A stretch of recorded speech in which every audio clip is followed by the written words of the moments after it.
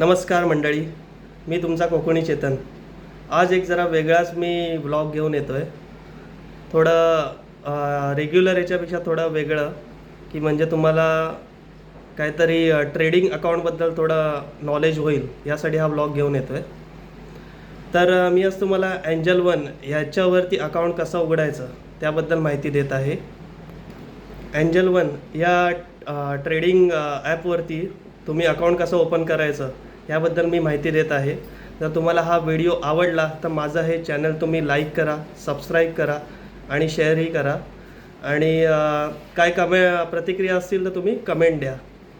तर angel one हे app तुम्ही प्रथम प्लेस्टोअरमधून डाउनलोड करायचं आहे. मग त्यानंतर तुम्हाला नोटिफिकेशन अलाव करायचे आहेत. साईनअपवर क्लिक करा आणि तुमचा मोबाईल नंबर सिलेक्ट करा. मोबाईल नंबर सिलेक्ट करताना तुम्हाला परमिशन विचारतील. उदाहरणार्थ तुमचं लोकेशन, SMS हे तुम्हाला अलाव करायचं आहे का, कॉन्टॅक्ट्स अलाव करायचे आहेत का. तर त्याच्यामध्ये रिकमेंडेडमध्ये तुम्ही SMS आणि तुमचं लोकेशन तुम्ही अलाव करू शकता.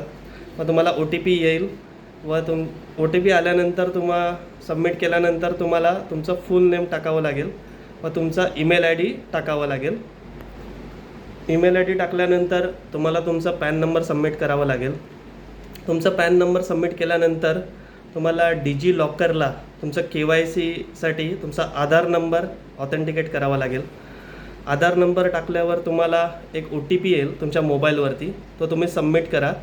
सबमिट केल्यानंतर तुम्हाला 6 डिजिट पिन हा सेट करावा लागेल. ते सेट केल्यानंतर तुम्हाला तुमचा बँक अकाउंट डिटेल विचारेल. ते तुम्ही मॅन्युअली तुमचा बँक अकाउंट नंबर, तुमचा पूर्ण बँक अकाउंट नंबर टाकू शकतात आणि IFSC कोड टाकून तुम्ही ते अकाउंट तिथे लिंक करू शकतात. ते केल्यानंतर तुम्हाला तुमचा फोटो एक द्यायचा आहे, सेल्फी काढून.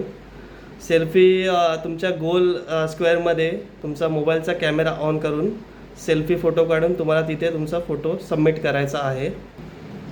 सर्कलमध्ये तुमचा सेल्फी फोटो दिल्यानंतर तुम्हाला डिजिटली सिग्नेचर त्या मोबाईलच्या स्क्रीनवरती स्क्वेअरमध्ये तुम्हाला तुमची सिग्नेचर करायची आहे व ती सबमिट केल्यानंतर तुम्हाला सर्व्हिसेसबद्दल विचारणार. त्या तुम्ही डू इट लेटर करू शकता. म्हणजे उदाहरणार्थ तुम्हाला इक्विटीमध्ये आणि म्युच्युअल फंडमध्ये तुम्ही इन्व्हेस्ट करू शकता.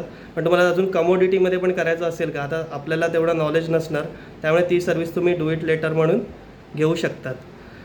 ते घेतल्यानंतर तुम्ही प्रोसीड करायचं आहे आणि मग तुम्हाला OTP येईल. OTP टाकल्यानंतर तुम्हाला तुमचे थोडे डिटेल द्यायचे आहेत, ॲडिशनल डिटेल.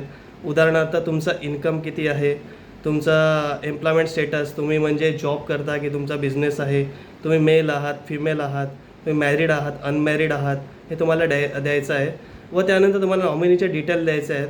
पण त्याचंही ऑप्शन आहे की नॉमिनी तुम्ही 3 ठेवू शकतात. पण तुम्हाला जर सध्या नॉमिनी नाही ठेवायचा असेल तर तुम्ही डू इट लेटर पण करू शकतात. ते स्किप करून तुम्ही पुढे जाऊ शकतात. व हे झाल्यानंतर सगळ्यात शेवटची स्टेप, तुमचा आधार नंबर डिजिटली तुमचा आधार नंबर इथे अपडेट करायचा आहे.